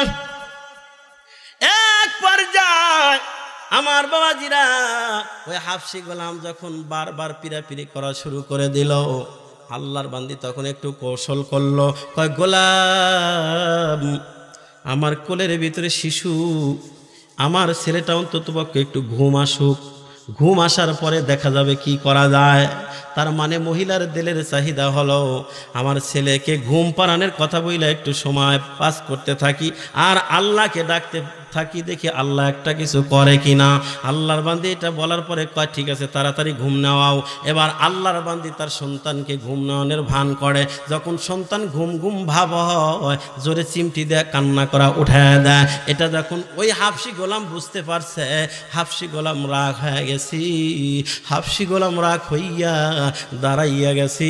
দাঁড়াইয়া হাবশী গোলাম আল্লাহর বান্দির কোলের ভিতর থেকে ওই শিশু বাচ্চাটাকে টান দিয়ে নিয়া ওই হাবশী গোলাম, পাষাণ্ড গোলাম শিশু বাচ্চাটাকে দরিয়ার ভিতরে নিক্ষেপ করে দেয়। হাবশী গোলাম যখন শিশু বাচ্চাটাকে কোলের ভিতরে থেকে নিয়ে দরিয়া কলিজার ভিতরে নিক্ষেপ করে দেয়। আল্লাহর বান্দি বলেন আমার মন বলে তখন যেন আসমানটা আমার মাথার উপরে ভেঙে পড়লো। কারণ মারা আসলে এমনই হয়, সন্তান মুসিবতে বড় কোনো মা কিন্তু চায় না, ঠিক কিনা বলেন? নিজে অসুস্থ এই কথা মা বলে না, সন্তান যদি অসুস্থ হয় স্বামীকে বলে তাড়াতাড়ি আমার কলিজার টুকরাটার একটু চিকিৎসা করো। নিজে অসুস্থ এই কথা বলে না যে আমার আগে চিকিৎসা করো। কারণ মা নিজের জীবনের সে সন্তানকে বেশি ভালোবাসে, ঠিক কিনা বলে? এরা নবীর উম্মতের দল, আমার বাবাজিরা, মা কখনো সন্তানের অমঙ্গল চায় না, কষ্ট সহ্য করতে পারে না। এই হলো আমাদের মা। আজকে আমরা ওই মাকে অনেকে দেখতে পারি না। আজকে ওই মাকে আমরা বুড়া বুড়ি বলে বকাবকি করি। ও সাবধান, ও আমার যুবক ভাই, এই বয়সটা তোমার আমার বড় খারাপ। মা বাবা যদি তোমার চাহিদার বিরুদ্ধে কথা বলে অথবা তুমি কোনো কাজে যাইবা যেটা মা বাবা জানে যে এটা ভালো না, এই জন্য নিষেধ করলে তুমি অনেক সময় রাগ হয়ে যাও। ও যুবক ভাই, তুমি বুঝবা না, তোমার মা বাবা কখনো চায় না যে আমার সন্তান মুসিবতের মধ্যে পড়ুক, ঠিক কিনা জোরে কর। এই জন্য মা বাবা বলে সাবধান, মাগরিবের পরে বাইরে যাবা না, মাগরিবের পরে ঘরের মধ্যে পড়তে বসবা। এরপরে বিভিন্ন অনেক সময় না করে যে অমুক জায়গা যাইবা না, কারণ মা বাবা জানে ওখানে গেলে সন্তান মুসিবতে পড়তে পারে। হেরে নবীর উম্মতের দল, মা বাবা সম্পর্কে রহমতে আলম বলেন হুমা জান্নাতুকা ওয়া নারুকা, মা বাবা তোমার জন্য জান্নাত, তোমার জন্য জাহান্নাম। অর্থাৎ মা বাবাকে খুশি রাখবা, সেবা করবা, আল্লাহ খুশি, তোমার জন্য জান্নাত বরাদ্দ। আর মা বাবাকে অসন্তুষ্ট করবা, আল্লাহ অসন্তুষ্ট, তোমার জন্য জাহান্নামের দরজা খোলা, জান্নাতের দরজা তোমার জন্য বন্ধ হয়ে যাবে রে সন্তান। এই জন্য ও বাবারা, যাদের মা বাবা এখন আছে তাদের তো সুনসিব, তাদের তো কপাল এখনো ভালো রে ভাই। ওই মা আর বাবারে কষ্ট দিও না। যদি কখনো কষ্ট দিয়ে থাকো, মনে আঘাত দিয়ে থাকো, তাহলে ওই মা আর বাবার কাছে ক্ষমা চাও, মাফ চাও। সন্তান যদি মা বাবার কাছে মাফ চায়, সন্তানের ইজ্জত কমে না, বরং ইজ্জত বাড়ে। মা বাবা দিল থেকে দোয়া করে, দোয়ার কারণে আল্লাহ সন্তানকে দুনিয়াতেও সম্মান দেয়, পরপারেও আল্লাহ নাজাত দিবি। এই জন্য আমার বাবাজিরা খুব সাবধান, মা বাবার কষ্ট দিস না রে ভাই। ওরে যুবক ভাই, এই বয়সে অনেক সময় মা বাবার কথা শুই না রাগ হতেই পারো, কিন্তু রাখো না রে ভাই। কারণ মা বাবা, কোনো মা বাবাকে সন্তান যদি কামাই করে নাও খাওয়ায়, তারপরেও কিন্তু মা বাবা চায় না যে আমার সন্তান খারাপ চলুক, বরং প্রত্যেকটা মা বাবা চায় আমার সন্তান যেন সমাজে আর 10 জনের মতো ভালো চলে, প্রতিষ্ঠিত হয়। কথা বলেন ঠিক কিনা? এর নাম মা। সন্তানের উপরে মুসিবত আসবে, তুমি আমি হয়তো এখন বুঝবো না। যখন তুমি আমি ছোট ছিলাম, অসুস্থ হয়ে গেলে বারবার বিভিন্ন ডাক্তারের কাছে নিয়ে যায়, চিকিৎসা করে ভালো হয় না। কেউ এসে বলে তোমার সন্তানকে অমুক জায়গায় হোমিওপ্যাথি ডাক্তার দেখাও, মা দৌড়াইয়া সেই ডাক্তারের কাছে নিয়ে যায়, চিকিৎসা করে ভালো হয় না। আবার কেউ এসে পরামর্শ দেয় অমুক জায়গায় একটা ভালো কবিরাজ আছে, তার কাছে চিকিৎসা করলে হয়তো তোমার সন্তান ভালো হতে পারে। মা সন্তানকে ভালো বানানোর জন্য দৌড়ায় সেখানেও যায়। কথা বলেন ঠিক কিনা? এক পর্যায়ে যদি টাকা পয়সা না থাকে, রহমতে আলম আমার বাবা পয়গম্বর বলেছে, মা বাবার দিলে এত মায়া, এত মায়া। মার সবচেয়ে প্রিয় জিনিস স্বর্ণের অলংকার হলো মাদের সবচেয়ে পছন্দের জিনিস। কথা বলেন ঠিক কিনা? ওই মা তখন হাতের বালা, গলার চেন অথবা কানের দুল, এই স্বর্ণের বালাগুলো, স্বর্ণের অলংকারগুলো মাদের কাছে সবচেয়ে প্রিয় জিনিস। এরপরেও সন্তানের চিকিৎসা করার জন্য অনেক মা হাতের স্বর্ণের বালা বিক্রি করে হলেও সন্তানকে ডাক্তারের কাছে চিকিৎসা দেয়। কথা বলেন ঠিক কিনা? আজকে বড় হওয়ার পর অন্য একটা মেয়েকে বিয়ে করে নিয়ে আসার পরে এখন যদি মারে কষ্ট দাও, বাবারে কষ্ট দাও, আল্লাহর রাসূল বলে আমার আল্লাহ কষ্ট পায়। রিদাল রব্বি ফি রিদাল ওয়ালিদাইন ওয়া সাখতু রব্বি ফি সাখতিল ওয়ালিদাইন। নবীজির কথা, মা বাবা অসন্তুষ্ট আল্লাহ অসন্তুষ্ট, মা বাবা সন্তুষ্ট আল্লাহ সন্তুষ্ট। এই জন্য আমরা এমন আচরণ করব না, মা বাবা অসন্তুষ্ট হয় এমন আচরণ করব না। রাজি আছেন তো সবাই ইনশাআল্লাহ? কি বলেন, রাজি আছেন তো ইনশাআল্লাহ? এ যুবক ভাইরা কথা কও, মা বাবাকে কষ্ট দিবে না, রাজি আছো তো? এই যুবক ভাইরা বলো, রাজি আছো তো? মুরব্বীরা কয়, মুরব্বীরা না, যুবক ভাইরা কও। ঠিক আছে যুবক ভাইরা, কারণ আমি অনেক জায়গায় যুবকদেরকে নিয়ে আওয়াজ করি। কারণ যুবকরা যদি ভালো হয় তাহলে সমাজ কিন্তু এমনি এমনি অনেকটা ভালো হয়ে যায়। কারণ যেই যুবকরা ওয়াজ মাহফিল দিছে, এই যুবকদের সামনে যদি কেউ ওই রকম বক্স আয়না গান বাজাইতে চায়, এই যুবকরাই বাধা দিবে। কথা বলেন ঠিক কিনা?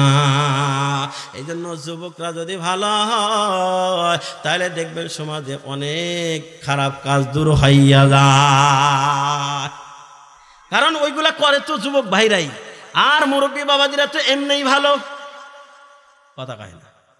কারণ যুবক মুরব্বী বাবাজিরা চাইলেই তো আর গাড়ি ভাঙতে পারবে না, গাড়িতে আগুন দিতে পারবে না, হরতাল করতেও পারবে না, হরতালে বাধাও দিতে পারবে না।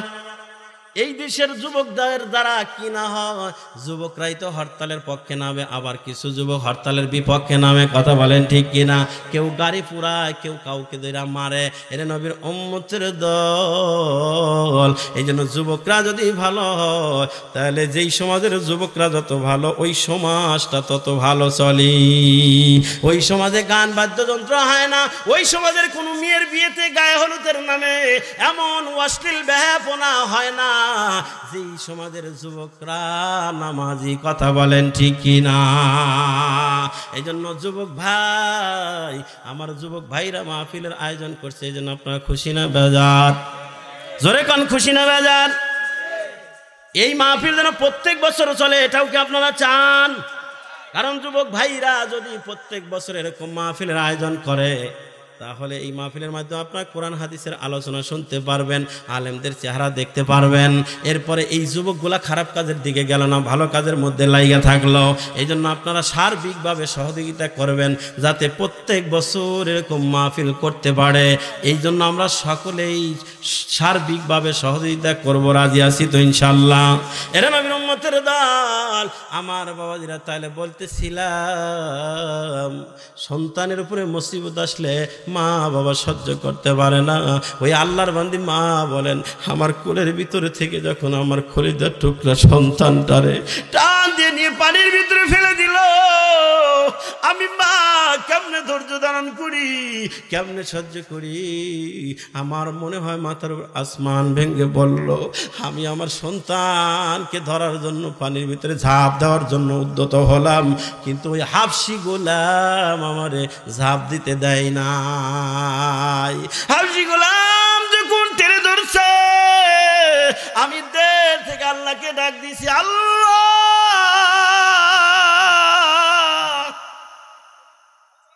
জোরে যখন ডাক দিছি, আল্লাহ তুমি পারো আমার ইজ্জত হেফাজত করতে, এই জায়গা আর কেউ পারবে না। তুমি পারো আমার ইজ্জত হেফাজত করতে, তুমি পারো আমার কলিজার টুকরা সন্তানকে হেফাজত করতে।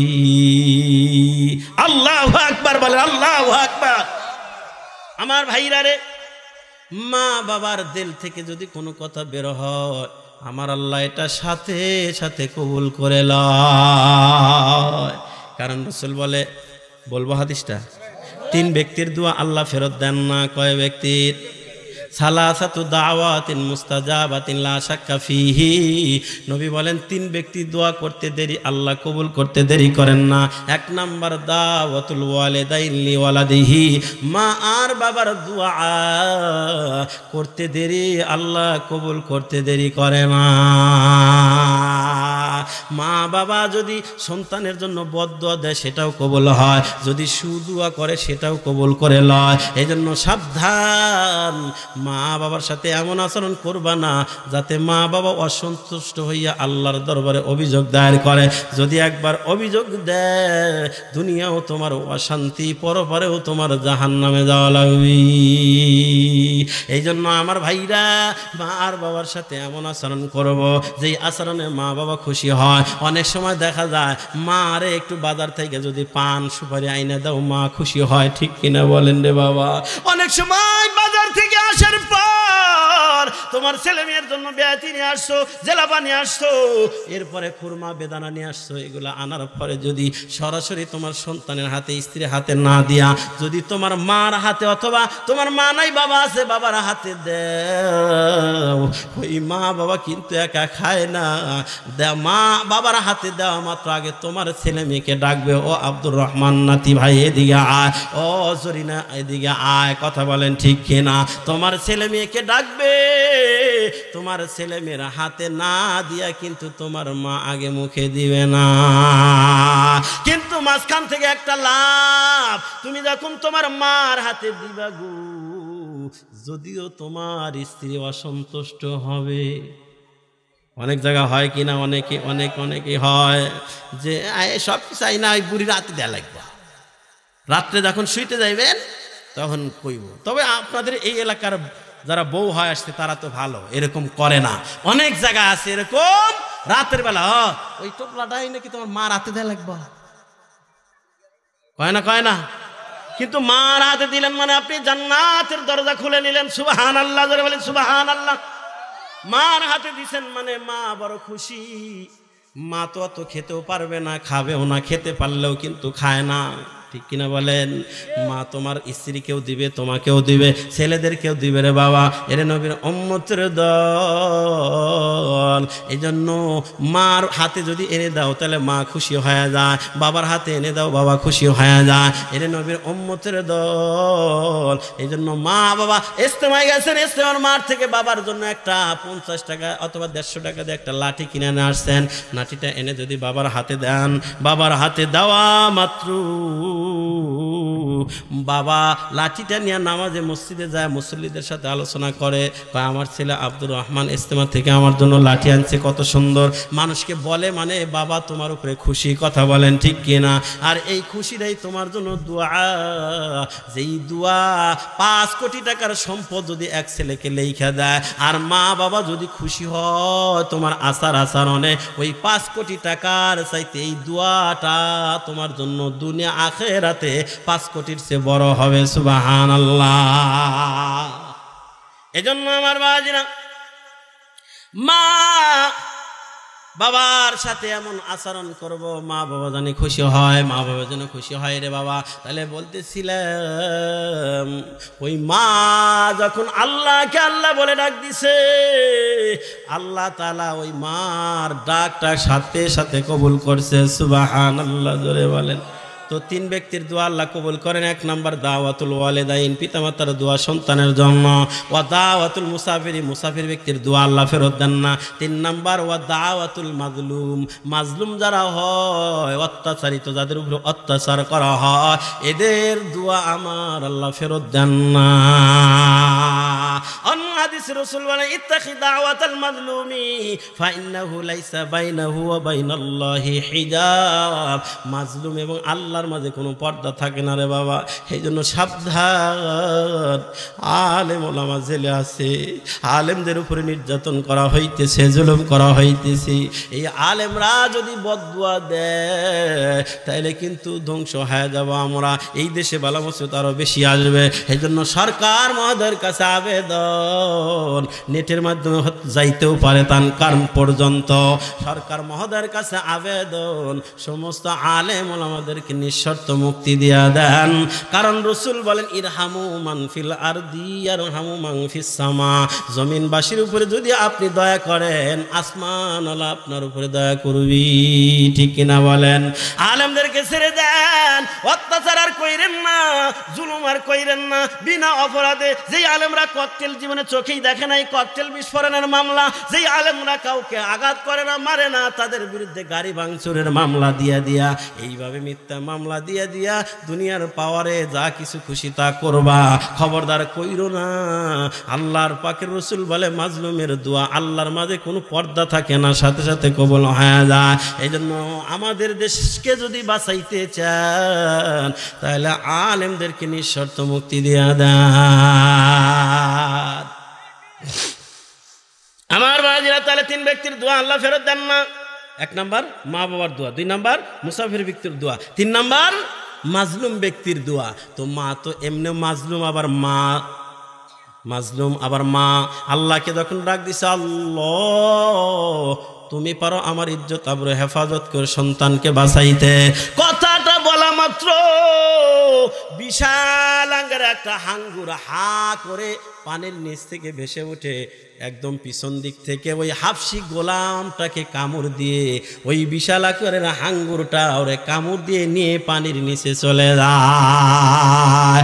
জোরে বলা যাবে কি সুবহানাল্লাহ, আল্লাহু আকবার। আমার বাজিরা, হাফসি গোলামটাকে যখন গ্রাস করে পানির নিচে নিয়ে গেছে, আল্লাহ তাআলা আমার ওই মার ইজ্জত হেফাজত করছেন। আমার বাবা খুব খেয়াল করেন, খুব খেয়াল করেন রে বাবা। আল্লাহর বান্দির ইজ্জত আল্লাহ হেফাজত করলেন। হাফসি গোলামটাকে হাঙ্গুরের মাধ্যমে কামড় দিয়ে নিয়ে পানির ভিতরে যখন চুবা মেরে ফেললো, নিয়ে গেছে ওই হাঙ্গুরে। মা এখন ওই তক্তার উপরে ভাসতেছে, আর আল্লাহ আল্লাহ বলে, আল্লাহ ইজ্জত আবরু হেফাজত করলা, আমার কলেজার টুকরা সন্তান তুমি হেফাজত করো গো আল্লাহ। দেখা যায় না সন্তান কোথায় কিভাবে আছে, মা কান্না করতেছে। ওই তক্তার উপরে 1 দিন 2 দিন নয়, 4 দিন পর্যন্ত মা ভাসতেছে, ভাসতে 4 দিন পর্যন্ত না খাওয়া তক্তার উপরে ভাসমান। ভাসতে তক্তাটা গিয়া ওই সাগরের ভিতরে একটা বালুর চরের মতো দ্বীপ, ওই দ্বীপের সাথে গিয়ে ঠেকছে। যারা যমুনা নদী ব্রিজে যাওয়া আসা করছেন দেখবেন একদম দরিয়ার মাঝখানে, সাগরের এই যমুনা নদীর মাঝখানে কিন্তু বালুর চর দেখা যায়। ওরকম চরের ভিতরে গিয়ে যখন তক্তাটা ঠেকে গেছে, আল্লাহর বান্দে আস্তে করে নামছে। ওই পুরা বালুর চরটা ঘুরে ঘুরে হাঁটতেছে আর ঘুরতেছে, কেউ নাই, আর শুধু কান্না করে, আল্লাহ আমার কলেজার টুকরা সন্তানকে তুমি হেফাজত করো গো আল্লাহ। এই 4 দিন পরে যখন ওই বালুর চরের উপরে হাঁটতেছে, আল্লাহকে আল্লাহ বলে ডাকতেছি, হঠাৎ করে আল্লাহর বান্দে তাকা দেখে বিশাল আকারে একটা জাহাজ দূর দিয়ে যাচ্ছে উজান দিকে। আল্লাহর বান্দে চিন্তা করলো, আমি যদি এখান থেকে নাবিককে ডাক দেই, মহিলা মানুষের আওয়াজ আর কত দূর যাবে, হয়তো বা শুনবে না।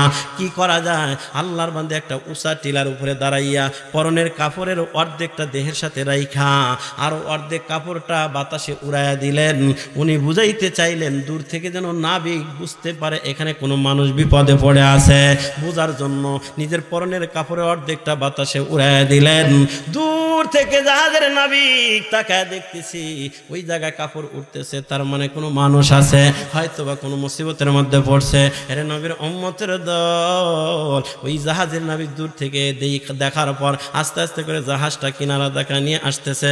কিন্তু বড় জাহাজটা একদম ওই বালুর চরের সাথে ঠেকবে না, অনেক দূরেই ঠেকে যায়। ওই জাহাজের ভিতরে আবার ছোট্ট একটা নৌকা আছে, কিস্তি। আমার বাবাজিরা, ওই ছোট্ট নৌকাটা নামাইয়া 3 জনকে দিয়া পাঠাইছে, যাও ওই যে আল্লাহর বান্দি দেখা যায় মুসিবতের মধ্যে, মনে হয় তারে উদ্ধার করে নিয়ে আসো।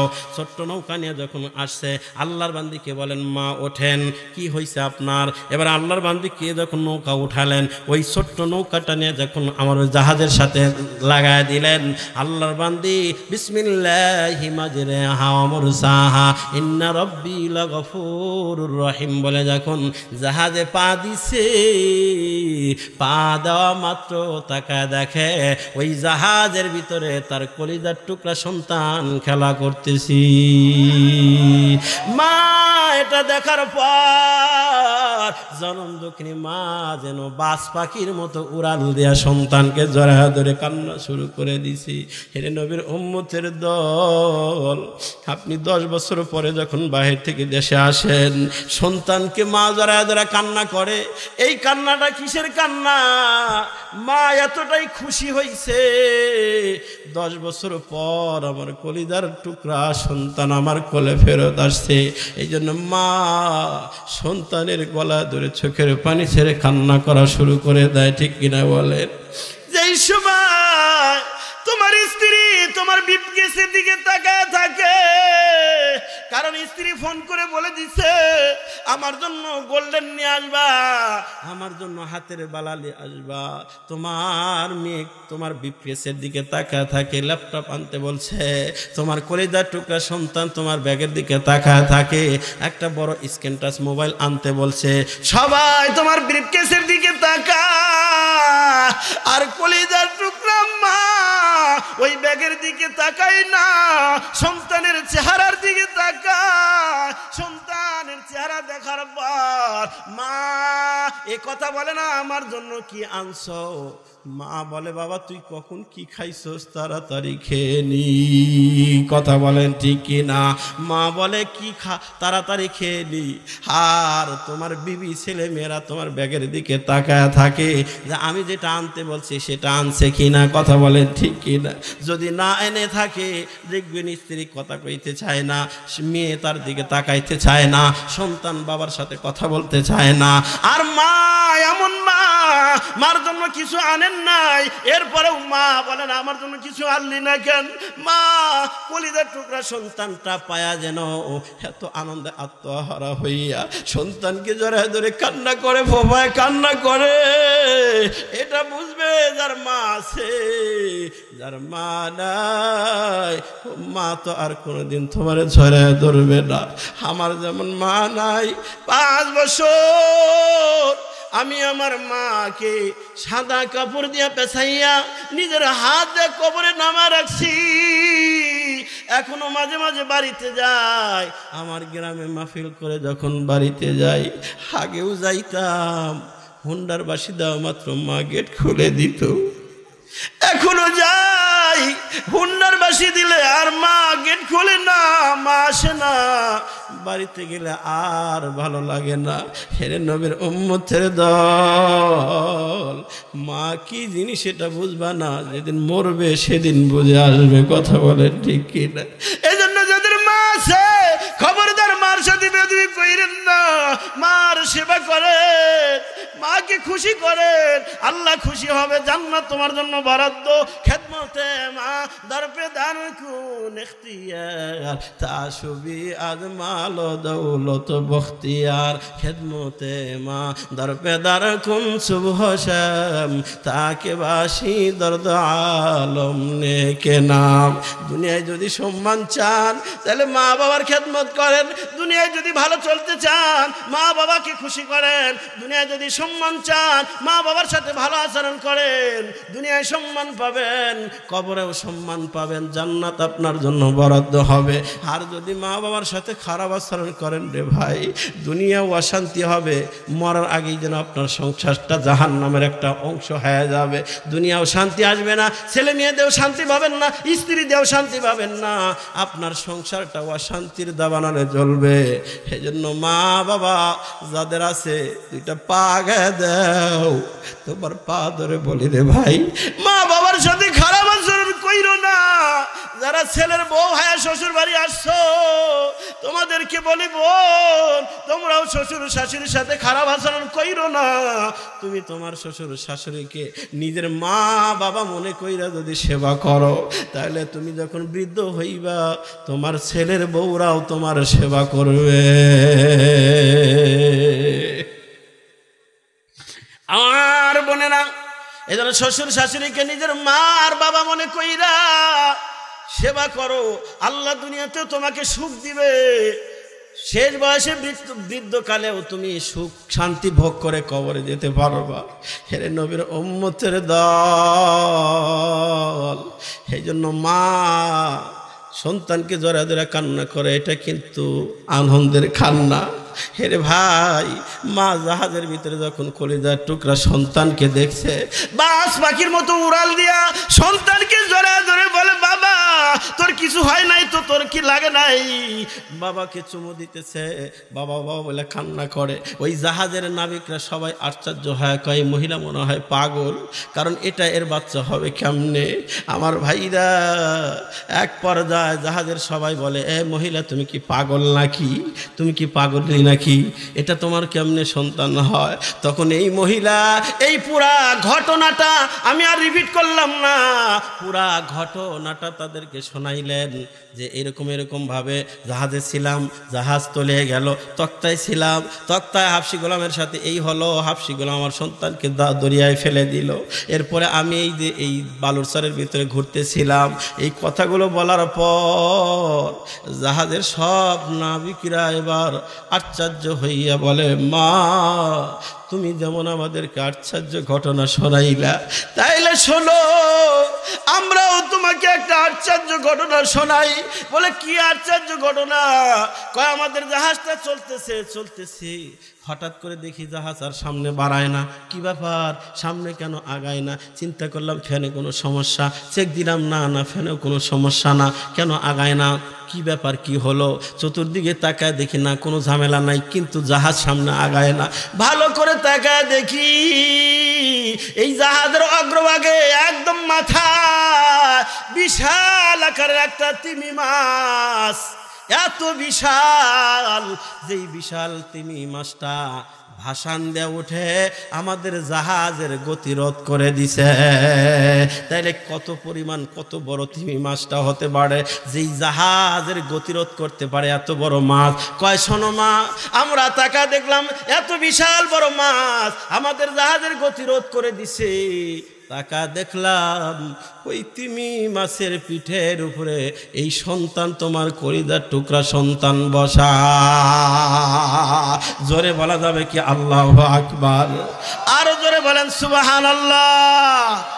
তাকা দেখলাম এই সন্তান ওই তিমি মাছের পিঠের উপরে বসা, খেলতেছে, কোনো সমস্যা নাই। দেখা মাত্র স্বামী তো হাতিফাত একটা গায়েবী আওয়াজ শুনলাম, কে যেন বলে, ও জাহাজের নাবিকেরা, এই সন্তানকে যদি তোমরা জাহাজে না উঠাও তাহলে তোমরা সহ জাহাজ ধ্বংস হয়ে যাবি। আমরা তাড়াতাড়ি করে এই সন্তানটাকে আমরা আমাদের জাহাজে উঠাইলাম, আর তিমি মাছটা অমনেই পানিতে ডুব দিয়ে নেমে গেল, সাথে সাথে আমাদের জাহাজটা আবার চলতে শুরু করলো। আমি আপনাদের এই ঘটনাটা শোনায়া একটা জিনিস বুঝাইতে চাই, এত বড় তিমি মাছ এই শিশু বাচ্চাটাকে যদি একবার খেয়ে ফেলতো, এক বেলার নাস্তাও তো হতো না। কথা বলেন ঠিক কিনা? কিন্তু এই তিমি মাছ খায় নাই, বরং পিঠের উপরে বহন কইরা পানির উপরে ভাসায় রাখছে। তাহলে এই মাছটাও মানুষের সেবা করছে না? করে না। এজন্য বাবারা, আমার আলোচনার বিষয় ছিল, আমরা যদি আল্লাহর গোলামি করতে পারি, তাম পৃথিবীর সমস্ত মাখলুক আমার আপনার পায়ের তলে আসবে, সবাই আমাদের সেবা করবে, সবাই আমাদের কমান্ড মানবে। তোমার স্ত্রী তোমার কমান্ড মানে না, তুমি যে তোমার আল্লাহর কমান্ড মানো না, তোমার অধীনস্থরা তোমার কথা মানতে চায় না, তুমি তো আল্লাহর হুকুম মানো না। তুমি নেতা, তোমার কর্মচারীরা তোমার কথা মানে না, কর্মীরা মানবে, তুমি তো আল্লাহকে মানো না। তোমার ফ্যাক্টরির কর্মচারীরা ফ্যাক্টরির মাল পাহারা না দিয়ে, সংরক্ষণ না করে আগুন লাগায় দেয়, কারণ তুমি তো আল্লাহর কোরআনের বিধানে আগুন লাগায় দিছ। এই জন্য ভাই, তুমি সব, তোমার স্ত্রী তোমার কথা শুনবে, তোমার আপনজনরা তোমার কমান্ড মানবে, প্রতিবেশীরা কমান্ড মানবে, নেতা তোমার কর্মীরা কথা শুনবে, তোমার ফ্যাক্টরির মালিক ফ্যাক্টরি কর্মচারীরা ফ্যাক্টরি পোড়া না দেয়া পাহারা দিবি, সংরক্ষণ করবে, তুমি যদি একমাত্র আল্লাহর গোলাম হতে পারো। ঠিক কিনা বলেন? এই জন্য ভাই, আমার আলোচনার বিষয়বস্তু ছিল সৃষ্টির লক্ষ্য। আল্লাহ তাআলা কারণে সৃষ্টি করেছেন तमाम মাখলুকাতকে দুই ভাবে। প্রথম প্রকারের মাখলুকাত আল্লাহর গোলামি করবে, আর বাকি সমস্ত মাখলুকাত গোলামি সেবা করবে। প্রথম শ্রেণীর মাখলুকাত মানব জাতির। এর নবীর উম্মতের দল, ওমা খালাকাতুল জিন্না ওয়াল ইনসা ইল্লা লিয়াবুদুন।